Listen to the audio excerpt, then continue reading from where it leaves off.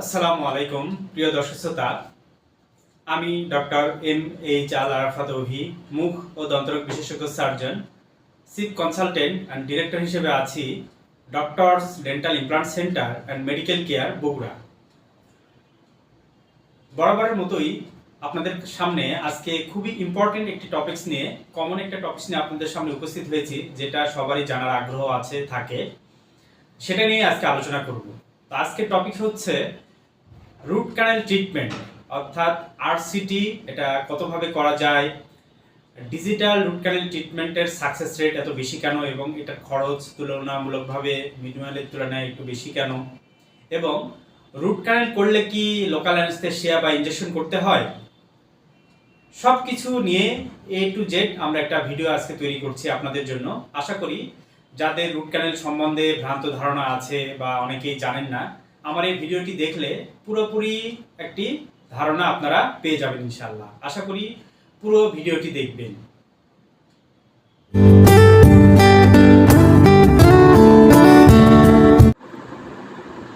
আর RCT কতভাবে করা যায়, এটা আমরা যারা ডক্টর দুই পদ্ধতিতে আমরা এটা করে থাকি। একটা হচ্ছে পুরনো পদ্ধতি, যেটাকে ম্যানুয়ালি RCT বলা হয়, হাতের মাধ্যমে করা হয়।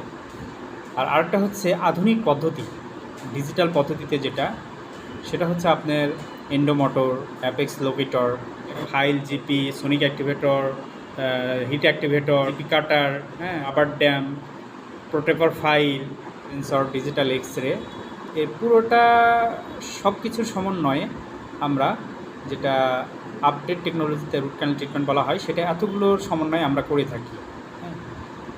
ম্যানুয়াল পদ্ধতিতে যেটা করা হয় সেটাও ভালো, তবে এখন যেহেতু দিন যত যাচ্ছে সব কিছু আপডেটের দিকে যাচ্ছে, তো ট্রিটমেন্টটাও এরকম টেকনোলজি আপডেট আসছে। কোয়ালিটি প্র্যাকটিস করেন যেসব ডেন্টাল সার্জন, তারাই শুধু এটা ইউজ করে থাকে। অনেকেই আছেন পুরনো পদ্ধতিটা ইউজ করেন, তারাও করেন ভালোভাবে, তবে সব কিছুই আসলে আপডেট যেহেতু হচ্ছে, অবশ্যই পার্থক্য তো কিছুটা না হলেও আছেই। অনেক পেশেন্টই আমাদের কাছে জিজ্ঞেস করেন যে এক জায়গায় চিকিৎসা করলাম, খরচ এত কম, আপনার এখানে খরচটা একটু বেশি কেন তুলনামূলকভাবে? তো তাদের জ্ঞাতার্থে বলতে চাই, একটা চিকিৎসার খরচ ডিপেন্ড করে সেই ডাক্তারের দক্ষতা, অভিজ্ঞতা, এবং পাশাপাশি সেই ডাক্তার উন্নত প্রযুক্তি ফলো করে কিনা। কারণ নিশ্চয়ই একটা যারা জেনারেল প্র্যাকটিস করে তাদের চিকিৎসা এবং যারা আধুনিক চিকিৎসা করে তাদের চিকিৎসা খরচ কখনোই এক হবে না। কারণ আধুনিক চিকিৎসা করতে গেলে উন্নত প্রযুক্তি লাগে, উন্নত মানের ম্যাটেরিয়ালস লাগে, আর উন্নত প্রযুক্তি ফলো করা মানে সেটাই ব্যয়বহুল চিকিৎসা। আর একটা সাকসেস চিকিৎসা করতে গেলে অবশ্যই সেটা উন্নত প্রযুক্তি করলে অবশ্যই ডাক্তারের অভিজ্ঞতা, দক্ষতা, যোগ্যতা এবং পাশাপাশি উন্নত প্রযুক্তি ফলো করতে হবে, তাহলে আপনার একটা সাকসেসফুল ট্রিটমেন্ট দেওয়া সম্ভব। নিশ্চয়ই ভালো জিনিসের দাম কখনো কম হবে না, আর যে জিনিসটা যত ভালো সেটা তত ব্যয়বহুল, যত আপনি উন্নত প্রযুক্তি ফলো করবেন। যেমন আমাদের যে প্রোডাক্টসগুলো আমরা ইউজ করি, মেডিসিনগুলো, সেগুলো কোনোটাই কিন্তু দেশীয় প্রোডাক্ট না, এগুলো সম্পূর্ণ দেশের বাইরে থেকে আমাদেরকে আমদানি করতে হয়। সো যেহেতু এগুলো সম্পূর্ণ দেশের বাইরের প্রোডাক্ট, এবং সেই প্রোডাক্টগুলো কেমন মানে, তাদের গুণগত মান কেমন, সেটার উপর খরচ ডিপেন্ড করে। নিশ্চয়ই ভালো জিনিস কখনো কম দামে কেউ প্রোভাইড করবে না। আর পাশাপাশি সেই ডাক্তারের স্টেরিলাইজেশন মেনটেন করেন কিনা। দেখা যাচ্ছে যে আমি অসুস্থ বাট আপনি সুস্থ, তো আমার মুখের যে জীবাণুগুলো আছে, আমি যদি সেই ইনস্ট্রুমেন্ট পরিষ্কার স্টেরিলাইজেশন ভালোভাবে না করে আপনার মুখে ব্যবহার করি, তো সেই ক্ষেত্রে স্প্রেড অফ ইনফেকশন, অর্থাৎ জীবাণুগুলো আপনি শরীরে চলে গেল, তো আপনি ভালো মানুষ এসে আপনি জীবাণু নিয়ে চলে গেলেন, তাহলে এটা আপনার লাভ হলো না লস হলো? সেই জন্য স্টেরিলাইজেশনটা একটা মেনটেনের বিষয় থাকে। বিশেষ করে যেসব ডেন্টাল সার্জন কোয়ালিটি প্র্যাকটিস করেন তারা ভালোভাবে স্টেরিলাইজেশন মেনটেন করার চেষ্টা করেন, সবাই করেন, বাট তারপরেও যারা অত্যধিক, যারা দেখা যাচ্ছে অনেক বেশি পেশেন্ট দেখেন, তাদের ক্ষেত্রে স্টেরিলাইজেশন মেনটেন করা খুব কঠিন হয়ে পড়ে। খরচ ডিপেন্ড করে আপনার ডক্টরের চেম্বারের লোকেশনটা কোন পজিশনে, সেটা মফস্বলে নাকি শহরের এলাকায়, এবং সেই শহরের কোন পজিশনে। নিশ্চয়ই শহরের একই জায়গার ভাড়া এবং যেটা ভিআইপি জায়গা সেটার ভাড়া এক হবে না। যেটা জিনিস যেটা ভালো, দামটা একটু সবসময় বেশি হয়ে থাকে, এটা আপনিও বোঝেন আমিও বুঝি। এই জন্য খরচ বিভিন্ন রকম হয়ে থাকে। কেমন মানের ম্যাটেরিয়ালস ইউজ করছেন, কোন প্রযুক্তি ফলো করছেন, এবং স্টেরিলাইজেশন মেনটেন করছেন কিনা, কেমন মানের ম্যাটেরিয়ালস, গুণগত মান কেমন, সব কিছুর উপরই খরচ ডিপেন্ড করে। আশা করি বুঝতে পেরেছেন। দাঁতের রুট একটা বাট ক্যানেল অনেকগুলো থাকতে পারে, যেটা আগের এক্সরেতে দেখে বোঝা যেত না। হ্যাঁ, কিন্তু এখন যে ডিজিটাল এক্সরে আরভিজি সেন্সর আসছে, এটাতে আপনার এ টু জেড সব কিছু দেখা যায়। হ্যাঁ, অনেক সময় দেখা যাচ্ছে যে পুরোনো পদ্ধতিতে রুট ক্যানেল করতে গেলে ফাইলগুলো ভেঙে যায়, ক্যানেলের মধ্যে ভেঙে থাকে। সেক্ষেত্রে পরবর্তীতে যখনই আপনার একটা ফরেন বডি দাঁতের মধ্যে আটকে থাকবে, সেই ক্ষেত্রে পরবর্তীতে সেখানে সিস্ট ডেভেলপ, টিউমার ডেভেলপ করে। হ্যাঁ, তো এখন আমরা যারা ফাইল ইউজ করি, প্রোটেক্টর ফাইল, হ্যাঁ, তো এটা তো উন্নত। হ্যাঁ, অনেক দেখা যাচ্ছে যে বাঁকা ক্যানেলের মধ্যেও এটা চলে যায়। সচরাচর আমরা যেটা ম্যানুয়ালি করি, এটা বাঁকা ক্যানেলের ভেতরে গেলে ভেঙে যায়। কিন্তু সব ক্যানেল তো আর স্ট্রেট থাকে না, বিভিন্ন ক্যানেল থাকে, যেটা অ্যাক্সেসরি ক্যানেল থাকে, ল্যাটারাল ক্যানেল থাকে, অনেকগুলো ক্যানেল থাকে। একটা দাঁতের মধ্যেই অনেকগুলো ক্যানেল থাকে। তো এটা আমরা ডিজিটাল সেন্সরের মাধ্যমে এটা আমরা দেখতে পারি, এবং একটা রুট ক্যানেল ট্রিটমেন্ট কতটা সাকসেস হয়েছে সেটাও আমরা বুঝতে পারি এই ডিজিটাল এক্সরে সেন্সরের মাধ্যমে। হ্যাঁ, তো অবশ্যই আপডেট টেকনোলজি আর পুরনো পদ্ধতির মধ্যে অবশ্যই একটা পার্থক্য আছে। হ্যাঁ, আমি বলবো না পুরনো পদ্ধতিটা খারাপ, হ্যাঁ অবশ্যই সেটাও ভালো যদি ভালোভাবে করা যায়। হ্যাঁ, কিন্তু তারপরেও আমাদের একটা বিষয় থেকেই যায় যে টেকনোলজি, হ্যাঁ, আগের যে প্রযুক্তি ছিল আর এখনকার প্রযুক্তি নিয়ে রাত আর দিন তফাৎ। হ্যাঁ, সো সেই ক্ষেত্রে যখন আমরা প্রযুক্তি ব্যবহার করব, ইনস্ট্রুমেন্ট ম্যাটেরিয়ালস ব্যবহার করব, অবশ্যই সেটার পার্থক্য আছে। অর্থাৎ আরেকটা বিষয় জানাতে চাই, যেটার অনেকেরই ফোবিয়া থাকে, ভীতি থাকে, যে রুট ক্যানাল করতে গেলে তো মুখে ইনজেকশন দেবে বা অ্যানাস্থেশিয়া করবে, এটা নিয়ে অনেকের ফোবিয়া বা ভীতি থাকে। অনেকে এই জন্য চেম্বারে আসতে চান না বা দাঁতের ট্রিটমেন্ট, ডেন্টাল ট্রিটমেন্ট করতে চান না এই ভয়। তো আপনাদের জ্ঞাতাতে বলতে চাই যে আসলে রুট ক্যানেল মানে যে অ্যানাস্থেশিয়া করতে হবে, বিষয়টি এমনটা না। আমরা অ্যানাস্থেশিয়া দিই বিভিন্ন পারপাজে। অর্থাৎ কোনো দাঁত যদি দেখা যাচ্ছে যে আমাদের রুট ক্যানেল করতে গেলে তো বারবার নিডল ইনস্ট্রুমেন্ট ভেতরে ইনসার্ট করতে হয় পরিষ্কার করার জন্য দাঁতের মজ্জা। তো এই জন্য বারবার আপনি যখন আমরা যখন এই ইনস্ট্রুমেন্টটা বারবার আপনার দাঁতের মধ্যে প্রবেশ করাবো, তখন আপনি বারবার ব্যথা পাবেন। তো এই জন্য যাতে বারবার ব্যথা পেতে না হয়, এই জন্য আমরা দাঁতটাকে অ্যানাস্থেটাইজ করে থাকি। এটা কোন কোন ক্ষেত্রে করি, সেটা হচ্ছে কোনো দাঁতে যদি আমরা রুট ক্যানাল করতে যেয়ে দাঁতে ব্যথা পান বা শিরশির করে, বা অর্থাৎ টুথটা যদি ভাইটাল থাকে, জীবন্ত দাঁত থাকে, মজ্জা যদি জীবিত থাকে, সেই ক্ষেত্রেই আমরা দাঁতটাকে অ্যানাস্থেটাইজ করে নেওয়ার প্রয়োজন মনে করি বা ইনজেকশন দেওয়ার প্রয়োজন মনে করি। কিন্তু দেখা যাচ্ছে যে আপনার দাঁতের মজ্জা ডেড হয়ে গেছে কোনো কারণে, অ্যাক্সিডেন্টাল কারণে, অথবা দেখা যাচ্ছে আপনি আগে আরসিটি করছিলেন কিন্তু পরবর্তীতে সেই আরসিটি ফেলিউর হওয়ার কারণে আবার করতে হচ্ছে, সেই ক্ষেত্রে আমাদের অ্যানাস্থেশিয়া দেওয়ার প্রয়োজন নেই। যেখানে আপনি সেন্সিটিভিটি বা ব্যথা অনুভব করছেন না যে দাঁতে রুট ক্যানেল করার সময়, সেই দাঁতে রুট ক্যানেল করার মানে অ্যানাস্থেশিয়া বা ইনজেকশন করার প্রয়োজন পড়ে না। অনেকেই আমাদের কাছে চিকিৎসা করতে এসে জিজ্ঞাসা করেন যে অন্য জায়গায় তো রুট ক্যানেল করতে একটা এক্সরে বা দুটো এক্সরে চিকিৎসা শেষ করে, কিন্তু আপনাদের এখানে এক্সরে 3 থেকে 4টা করতে হয় কেন? তো তাদের কথাতে বলতে চাই যে আমরা যখন রুট ক্যানেল চিকিৎসা করি, বাইরে থেকে দাঁতের অংশটুকু, বাইরের অংশটুকু দেখতে পারি, কিন্তু হাড়ের ভেতরে দাঁতের যে অংশটুকু থাকে, এইটুকুর ভেতরে আমরা যখন কোনো মেডিসিন বা ইনস্ট্রুমেন্ট বা ফরেন বডি ইনসার্ট করি, এটা কিন্তু আমরা দেখতে পাই না খালি চোখে। তো এটা দেখার জন্য আমাদের এক্সরে করতে হয়, অর্থাৎ ডিজিটাল এক্সরের প্রয়োজন পড়ে, যাতে আমরা নিখুঁতভাবে দাঁতের ক্যানেলগুলো দেখতে পারি এবং স্টেপ বাই স্টেপ দেখা যাচ্ছে যে প্রথমে প্রাইমারি এক্সরে করতে হয় দেখার জন্য, then second X-ray, diagnostic X-ray, এবং ফাইনাল এক্সরে অর্থাৎ আপনার ট্রিটমেন্ট সাকসেস হয়েছে কিনা বা চিকিৎসা সঠিক হয়েছে কিনা, এটা দেখার জন্য আমাদের ফাইনাল একটা এক্সরে করতে হয়। আমাদের মেডিকেলে বা আমাদের বইয়ে ক্লিয়ারলি বলে দেওয়া আছে যে একটা রুট ক্যানেল চিকিৎসা করতে গেলে মিনিমাম 3টা এক্সরে মাস্ট বি করতেই হবে, আদারওয়াইজ ট্রিটমেন্ট সাকসেস হচ্ছে কিনা আপনি বুঝতে পারবেন না। দেখেন না, অনেক সময় দেখা যাচ্ছে যে রুট ক্যানেল করতে যে ক্যানেল ছাড়া পড়ে যায়, বা দেখা যাচ্ছে যে ক্যানেল সঠিকভাবে সিল হয় না, সিল আন্ডার সিল হয়, ওভার সিল হয়। এসব কেন হয়? কারণ আমরা একটা এক্সরেতে এগুলো নির্ণয় করতে পারি না। আমরা তো ভালোভাবে কাজ করার জন্য, সাকসেসফুলি রুট ক্যানেল করার জন্য অ্যাপেক্স লোকেটারও ব্যবহার করে থাকি। কি জন্য করি? এটা একটা সাকসেস রুট ক্যানেল ট্রিটমেন্টের জন্য এগুলো ব্যবহার করা হয়ে থাকে। যারা কমে করে বা একটা এক্সরেতে ট্রিটমেন্ট করে শেষ করে দেয়, আমি জানি না তারা কিভাবে করে, তবে 3টা এক্সরে মাস্ট বি করতেই হবে, এটা আপনার ভালোর জন্যই। কারণ কোনো কারণে যদি একটা ক্যানেল সারা পড়ে বা সিল অবটুরেশন আন্ডার হয়ে যায়, কম হয়ে যায়, ছোট হয়ে যায়, শর্ট হয়ে যায়, আবার কোনটা দেখা যাচ্ছে যে সিল করতে যে ক্যানেলের বাইরে চলে যায়, তো বাইরে যখনই আমাদের এই ফরেন বডিটা চলে যাবে, তখন তো আমাদের বডি সেটা নিতে পারবে না। সেই ক্ষেত্রে আপনার পরবর্তীতে সিস্ট বা টিউমার ডেভেলপ করে, পরবর্তীতে আপনার এটার জন্য অপারেশন পর্যন্ত করতে হয়, যেটা অনেক রিস্কি এবং ব্যয়বহুল। তা আপনি কেন একটা সামান্য একটা এক্সরের জন্য আপনি এত রিস্কের মধ্যে চলে যাবেন? তো যারা কমে করেন আমি জানি না তারা কেমনি করেন, অবশ্যই আপনি যেখানেই করেন অবশ্যই 3টা এক্স-রে করে চিকিৎসা করা উচিত, যে ডেন্টাল সার্জরি করুন। করি প্রতি স্টেপ বাই স্টেপ এক্স-রে করে দেখি যে এটা আসলে আমি যে জিনিসটা দিচ্ছি এটা ভেতরে কতটুকু গেল, আসলে এটা ঠিক মতো গেল নাকি কম হলো নাকি বেশি হলো, এটা আমরা এক্স-রের মাধ্যমে বুঝতে পারি। আর যে এক্স-রে যত উন্নত সেটার ভিজিবিলিটি অর্থাৎ দেখার আমাদের ক্যাপাবিলিটি তত বেশি হয়। হ্যাঁ, এই জন্য আমরা ডিজিটাল এক্স-রে আরভিজি সেন্সর যেটা আপডেট টেকনোলজি সেটা আমরা ফলো করার চেষ্টা করি যাতে ট্রিটমেন্টটা নিখুঁতভাবে আপনাদের করতে পারি। এই জন্যই আর কি আমাদের 3 থেকে 4টা এক্স-রে করতে হয়। আমরা তো এক্স-রে করি, সাথে আবার আমরা অ্যাপেক্স লোকেটর দিয়ে যে ঠিক মতো গেছে কিনা, অনেক সময় এক্স-রে মিসগাইড করে আমাদের, সেই ক্ষেত্রে আমরা আরও শিওর হওয়ার জন্য অ্যাপেক্স লোকেটর ইউজ করি যাতে 100% আমাদের কাজটা সঠিকভাবে হয়।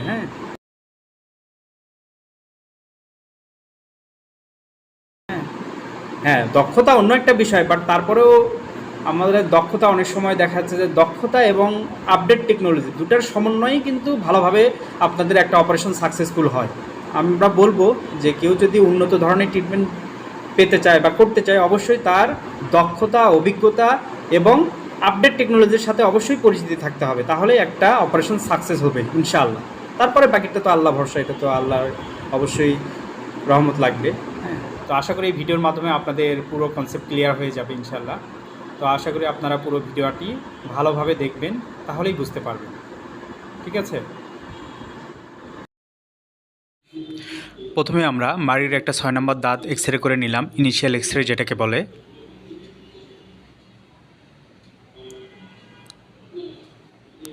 তারপর আমরা দাঁতটাকে কাটার জন্য রাউন্ড বার ব্যবহার করব যাতে ক্যানেলগুলো আমরা ঠিকভাবে লোকেট করতে পারি। এই জন্য আমরা ভালোভাবে রাউন্ড বার দিয়ে পরিষ্কার করে নিচ্ছি।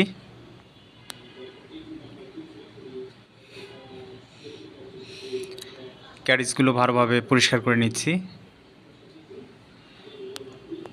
আনহেলদি টিস্যুগুলো রিমুভ করছি।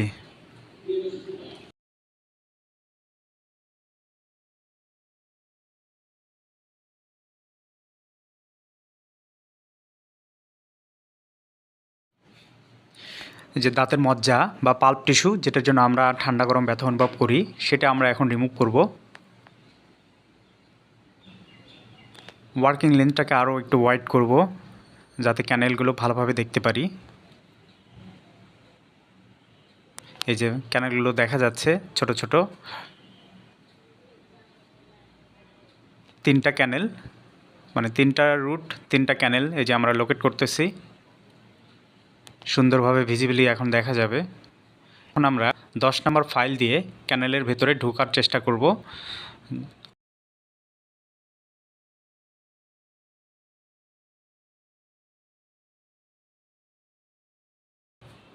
ভেতরে কোনো মজ্জা থাকলে সেটা আস্তে আস্তে বের হয়ে আসবে। এরকম সবগুলো ক্যানেলগুলো ফাইল দিয়ে আমরা পরিষ্কার করব এবং ওয়াশ আউট করব। তারপর আমরা এই যে একটা এক্স-রে নিব। এবার আমরা অ্যাপেক্স লোকেটর ব্যবহার করছি যাতে ওয়ার্কিং লেন্থটা আমরা সঠিকভাবে নিতে পারি। অনেক সময় এক্স-রে মিসগাইড করে, এই জন্য আমরা অ্যাপেক্স লোকেটরটা ইউজ করি যে সঠিকভাবে যেন লেন্থটা মেজার করতে পারি। ক্যানেলটাকে আরও ওয়াইড করার জন্য আমরা গেটস গ্লাইডেন বার ইউজ করতেছি যাতে ক্যানেলটা আরও দেখতে বড় দেখায় এবং ভালোভাবে দেখা যায়। আবার ইরিগেশন করা হচ্ছে নর্মাল স্যালাইন ক্লোরোহেজিডের মতো সোডিয়াম হাইপোক্লোরাইড 5.25%। এইসব ইউজ করলে মাইক্রোব্যাকটেরিয়া ক্যানেলের ভেতরে ডেড হয়ে যায়, কিল হয়ে যায়। একটি সাকসেস রুট ক্যানেলের পেছনে এসব ইরিগেটিং সলিউশন খুবই গুরুত্বপূর্ণ ভূমিকা পালন করে। তো যারা এইসবের পরিবর্তে নর্মাল পানি ব্যবহার করেন তো তাদের চিকিৎসার খরচ বা ভালো চিকিৎসা হবে না, তো যারা ব্যবহার করে না তাদের চিকিৎসা এবং ভালো হবে, এটা আপনার বিবেক কি বলে? এরপর আমরা প্রোটেপার ফাইল ইউজ করছি, সাথে ইডিটিএ জেল। এই ইডিটিএ জেলটা অনেকটা ব্যাকটেরিয়া কিল করে এবং ক্যানেলের শেপিং করতে সুবিধা হয়, স্মুথ হয় এবং ক্যানেলটা ওয়াইড হয়, ভালোভাবে পরিষ্কার হয়। এই প্রোটেপার ফাইল অতি ফ্লেক্সিবল হওয়ার কারণে এটা বাঁকা ক্যানেলের মধ্যেও যায়, যার কারণে বাঁকা ক্যানেলগুলো পরিষ্কার করতে সুবিধা হয়। এইবার সনিক অ্যাক্টিভেটরের ব্যবহার সম্বন্ধে কিছু বলবো যেটা রুট ক্যানেলে গুরুত্বপূর্ণ ভূমিকা পালন করে। সনিক অ্যাক্টিভেটর অর্থাৎ ইরিগেটর যেটা এটা আমরা কেন ইউজ করি? এটা যে ডিজিটাল রুট ক্যানেল সিস্টেম এটা ব্যবহার করা হয় কারণ আমরা জানি সামনের যে দাঁতগুলো এগুলোতে রুট থাকে, ক্যানেল থাকে একটা, কিন্তু পেছনের যে দাঁতগুলো আমাদের যে মাড়ির দাঁতগুলো, মোলার দাঁতগুলো 6, 7, 8 এগুলোতে ক্যানেল থাকে 3টা, 4টা, 5টা, 6টা, অর্থাৎ ল্যাটারাল এবং অ্যাক্সেসরি ক্যানেল থাকে যেগুলো নর্মাল এক্সরেতে দেখা যায় না, বা এগুলোর মধ্যে আমরা যে নর্মাল যে ফাইলগুলো ইউজ করি সেগুলো ঢোকে না, যার কারণে এগুলোর ভেতরে দাঁতের মজ্জা বা পাল্প টিস্যু থেকে যায়। অনেক সময় বলে না যে দেখেন না যে দাঁতে রুট ক্যানেল ক্যাপ করার পরে সেই দাঁতে ব্যথা করে, শিরশির করে, অথবা কোনো একটা সময় যে দাঁতের সাইড দিয়ে পুজ বের হয়, পাস বের হয়। তো এগুলো কেন হয়? এগুলোর কারণ একটাই, আমাদের রুট ক্যানেলটা সঠিকভাবে সাকসেস হয় না, অর্থাৎ এই ক্যানেলগুলো ভালোভাবে পরিষ্কার করা হয় না, বা দাঁতের মজ্জাগুলো ভালোভাবে রিমুভ করা যায় না বা হয় না। তো এই জন্যই আমরা সনিক অ্যাক্টিভেটরটা ইউজ করি, যাতে যে ক্যানেলগুলো আমাদের দেখা যায় না বা যেগুলোর মধ্যে ফাইল ঢোকে না সেগুলোর মধ্যে আমরা এই সনিক অ্যাক্টিভেটর, হিট অ্যাক্টিভেটর দিয়ে ইরিগেশন করলে একদম প্রপারলি এই ক্যানেলগুলো ওয়াশ আউট হয়ে যায়, ক্লিন হয়ে যায়। পরবর্তীতে যেটা আমরা উন্নত মানের সিলার, যেটা বায়োসিরামিক সিলার দিয়ে সিল করে দিলে, অপারেশন করলে এই ক্যানেলগুলো একদম সিল হয়ে যায়। পরবর্তীতে আর সে দাঁত থেকে কোনো ব্যথা বা ইনফেকশন হওয়ার চান্স থাকে না। এই জন্যই আমরা sonic activator, heat activator, irrigator use করে থাকি। সুন্দরভাবে ইরিগেশন করার পর ক্যানেলটাকে দেখেন, 3টা ক্যানেল কত সুন্দরভাবে আমাদের চোখের সামনে ভিজিবল হচ্ছে। এবার এই ক্যানেলটাকে আমরা ড্রাই করব। হ্যাঁ, এই জন্য আমরা পেপার পয়েন্ট ব্যবহার করছি। এটা উন্নত মানের একজন ড্রাই ম্যাটেরিয়ালস, যেটাতে আমরা ক্যানেলটাকে ভালোভাবে ড্রাই করতে পারি, ময়েশ্চার কন্ট্রোল করি। আমরা এই ক্যানেলটাকে ভালোভাবে সিল করার জন্য আমরা মাস্টার জিপি ইউজ করছি, প্রোটেপার জিপি। এই ক্যানেলগুলোকে আমরা সিল করব। এই যে এক্সরে দেখতে পাচ্ছেন যে আমরা কতটুকু সিল করব। এবার আমরা উন্নত মানের সিলারের সাথে জিপি মিক্স করে ক্যানেলের ভেতর দিয়ে, এই যে সিলাফিক্স দেখা যাচ্ছে এবং জিপি আমরা দেখতে পাচ্ছি। তো এটা এখন আমরা সিল করে এখন এটা আমরা কেটে দিব। হ্যাঁ, জিপি কাটার দিয়ে কেটে দিলাম। এই তো এরকম প্রত্যেকটা ক্যানেল এভাবে সিল করব আমরা। এই যে এটাও করা হচ্ছে, 3টা ক্যানেলই সিল হয়ে যাচ্ছে। হ্যাঁ, মোটামুটি 3টা ক্যানেল সিল হয়ে গেছে। এরপরে আমরা এই ক্যানেলটার যে উপরের অংশটুকু ক্যাভিটি থাকলো, এটা আমরা টেম্পোরারি ফিলিং দিয়ে ঢেকে দিই। পরবর্তীতে আমরা ক্যাপ বা ফিলিং করে পার্মানেন্টলি সেভ করার চেষ্টা করি, যেটা পরের ভিডিওতে আপনারা দেখতে পারবেন ইনশাআল্লাহ। এই তো টেম্পোরারি ফিলিং দেওয়া হলো। এরপর আমরা ফাইনাল একটা এক্সরেতে দেখব যে আমাদের সিলটা কেমন হলো। হ্যাঁ, এই তো সুন্দর সিল হয়েছে। এইভাবেই 3টা এক্সরে করে আমাদের দেখতে হয়। প্রিয় দর্শক শ্রোতা, আপনারা নিশ্চয়ই এতক্ষণ দেখে বুঝতে পারলেন যে ম্যানুয়াল এবং ডিজিটাল রুট ক্যানেল সিস্টেম দুটার মধ্যে পার্থক্য কী, এবং ডিজিটাল রুট ক্যানেল সিস্টেমের সাকসেস রেট এত বেশি কেন, এবং এটার খরচ তুলনামূলকভাবে ম্যানুয়ালের তুলনায় একটু বেশি হয়ে থাকে কেন, সেটা এই ভিডিওর মাধ্যমে বুঝতে পারবেন। আশা করি আপনাদের যে রুট ক্যানেল ট্রিটমেন্ট সম্বন্ধে ভীতি ছিল, গুজব ছিল, ঝামেলা ছিল যে না এটা কেমন হয়, এটা অনেক কষ্টদায়ক কিনা, বা এটা করতে গেলে খুব বেশি ব্যথা লাগে কিনা, আশা করি এই মিসকনসেপশনগুলো আপনাদের দূর হয়ে যাওয়ার কথা এই ভিডিওটি দেখে থাকলে। আসলে আমরা সহজে একটা দাঁতে রুট ক্যানেল চিকিৎসা করতে চাই না। আপনি যদি 6 মাস বা 1 বছর পর পর ডেন্টাল সার্জনের সাথে কনসালটেশন করেন, সামান্য একটু প্রবলেম হলে, কোথাও ক্যারিয়ার স্টিচ হয়ে গেছে, সেটা আপনি রেস্টোরেশন করে নিলেন, তাহলে আপনার এই রুট ক্যানেল পর্যন্ত আসতে হয় না। কারণ আমাদের দীর্ঘদিনের অজ্ঞতার কারণে, অবহেলার কারণে, যত্ন না নেওয়ার কারণে রুট ক্যানেল পর্যায়ে চলে যায়, যখন দাঁতটাকে সিম্পলভাবে দেখা যাচ্ছে যে আর কোনোভাবে ঠিক করা পসিবল না। আপনি কেন এতদিন অবহেলা করবেন একটা দাঁতকে, যেটার কারণে আপনি খাইতে পারছেন, আপনার সবসময় মুখে খাইতে গেলে দরকার লাগছে, চিবানোর জন্য আপনার দাঁত লাগে, তা আপনি একটা জিনিস আপনি সার্ভিস নেবেন অথচ তার যত্ন নেবেন না, বিষয়টা কেমন না? আপনি যদি একটু যত্ন নেন তাহলে রুট ক্যানেল করুন। রুট ক্যানেল তো একটা সিম্পল বিষয় না, এটা একটা ওয়ান টাইপ অফ অপারেশন। আপনি একটা দাঁতে রুট ক্যানেল মানে আপনাকে অনেক কষ্ট পেতে হয়, দেখা যাচ্ছে যে কষ্টের পাশাপাশি তো আছেই সেটা মানসিকভাবে দুশ্চিন্তা, আবার ব্যয়বহুল চিকিৎসা, শারীরিকভাবে দুর্বল, অনেক কিছু প্রবলেম আপনার ক্রিয়েট করে। তা আপনি যদি একটু সচেতন হন তাহলে তো আর এই কষ্টদায়ক চিকিৎসার জন্য আপনি কেন এতদিন অপেক্ষা করবেন? আপনার সিম্পল প্রবলেমগুলো সাথে সাথে সেরে নিলে তাহলে আর আপনার ভয়ঙ্কর ট্রিটমেন্টের মধ্যে যাইতে হয় না। আপনাকে পরিশেষে এটাই বলবো, আপনারা সবসময় 6 মাস বা 1 বছর পর পর রেগুলার ডেন্টাল সার্জনের সাথে কনসালটেশন করুন, ছোট ছোট প্রবলেমগুলো সারিয়ে নিন, আপনিও ভালো থাকুন, পরিবারও ভালো থাকবে। তো এটাই আমাদের কাম্য।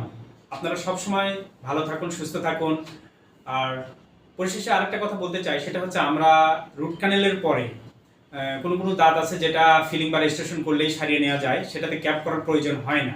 কিন্তু কিছু কিছু দাঁত আছে যেটা একবারই ভেঙে গেছে বা নষ্ট হয়ে গেছে, যেটা পোস্ট করে কোর বিল্ড আপ করে দেন আবার ক্যাপ করতে হয় টুকটাকে ফাংশনেবল করার জন্য বা মুখের সৌন্দর্য বৃদ্ধির জন্য। আমরা নেক্সট ভিডিওতে এটা নিয়ে আলোচনা করব ইনশাল্লাহ। ততদিন ভালো থাকুন, সুস্থ থাকুন, সুন্দর থাকুন। Doctors dental implant centre and medical care বগুড়ার সাথেই থাকুন। ধন্যবাদ। আসসালামু আলাইকুম ওয়া রাহমাতুল্লাহ।